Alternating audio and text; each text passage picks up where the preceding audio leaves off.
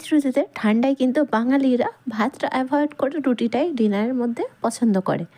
আর এই রুটির সাথে যদি কোনো রকম তড়কা কিংবা স্পেশাল তরকারি হয়ে যায়, তো 3টার জায়গায় 4টা রুটি তো খেয়ে ফেলা যায়, তাই না? আর যাদের বাতের সমস্যা, যন্ত্রণার সমস্যা, ওনারা তো ভাতটাই অ্যাভয়েড করেন আর রুটিটাকেই চয়েস করেন।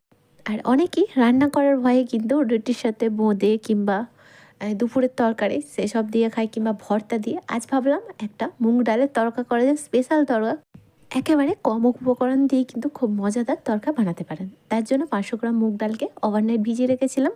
আপনাদের হাতের কাছে সময় কম থাকলে 4 থেকে 5 ঘন্টা ভিজিয়ে রাখতে হবে। এখানে 2টা টমেটো খুবই মিহি করে কেটেছি। কয়েকটা আস্ত গরম মশলা লাগছে, লং, দারচিনি, ছোটো এলাচ, 1 টিস্পুন অফ আস্ত জিরা আর একটা তেজপাতা। আচ্ছা, এখানে কিছুটা আদা কুচি নিয়েছি, ঝালের জন্য কাঁচামরিচ কুচি খুব মিহি করে কেটেছি, রসুন কুচি আর ফ্লেভারটা বাড়ানোর জন্য ধনেপাতা কুচি। আচ্ছা, ফার্স্টে আমাদের প্রেসার কুকারের মধ্যে 3 টিস্পুন অফ সরিষার তেল অ্যাড করলাম।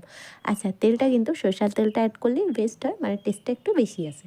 তারপর আদা কুচি আর রসুন কুচিটা দিয়ে যতক্ষণ না ফ্লেভারটা একটু রিলিজ হচ্ছে ততক্ষণ ওয়েট করবো। তারপর আস্ত মশলাগুলো যে নিয়েছিলাম ওগুলো আমরা অ্যাড করে দিলাম।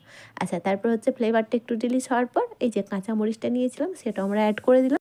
আর সব করা মশলা যখন ফ্লেভারটা রিলিজ হয়ে যাবে, বেশ কালারটাও চেঞ্জ হবে, তখন এখানে 3টা মিডিয়াম সাইজের পেঁয়াজ খুবই মিহি করে কেটেছি এর মধ্যে অ্যাড করে দিলাম। আচ্ছা, পেঁয়াজের কালারটা গোল্ডেন টু ব্রাউন কালার হয়ে গেলে এখানে যে টমেটো কুচি করে রেখেছিলাম সেটা আমরা অ্যাড করে দিলাম।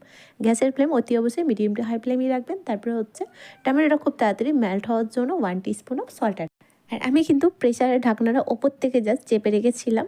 আর দেখে নিশ্চয়ই বুঝতে পারছেন টমেটোটাও একেবারে মেল্ট হয়ে গেছে। তারপরে খুব ভালোভাবে 1 টিস্পুন অফ হলুদের পাউডার অ্যাড করে দিলাম কালারটা সুন্দর আসার জন্য। তারপরে ভিজিয়ে রাখা ওভারনাইট মুগ ডালটা অ্যাড করে দিলাম। আচ্ছা, মুগ ডালটা অ্যাড করার পর 3 থেকে 4 মিনিট মতো ভালো করে কষাতে কষাতে দেখলাম হলুদের কাঁচা স্মেলটাও চলে গিয়েছে। তারপরে কালারটা আরেকটু ব্রাইট করার জন্য 1 টিস্পুন অফ কাশ্মীরি লাল মরিচের পাউডার অ্যাড করলাম। তারপরে ভালো করে 3 থেকে 4 মিনিট মতো আবারও কষানোর পর 1 গ্লাস মতো পানি অ্যাড করে দিলাম আর সিটি দিয়ে দিলাম। দেখে নিশ্চয়ই বুঝতে পারছেন মুগ ডালটা কতটা সিদ্ধ হয়ে গেছে, একদম গলে গলে গিয়েছে। আচ্ছা, আর মুগ ডালের তরকাটা ফিনিশ করতে হবে ফ্রেশ ধনেপাতা কুচির সাথে। তারপরে ভালো করে একবার মেশানোর পর ফাইনালি আমাদের মুগ ডালের তরকা রেডি হয়ে গেছে। আর অতি অবশ্যই লবণটা কিন্তু চেক করতে ভুলবেন না। আমি চেক করলাম, একদম ঠিকঠাকই আছে।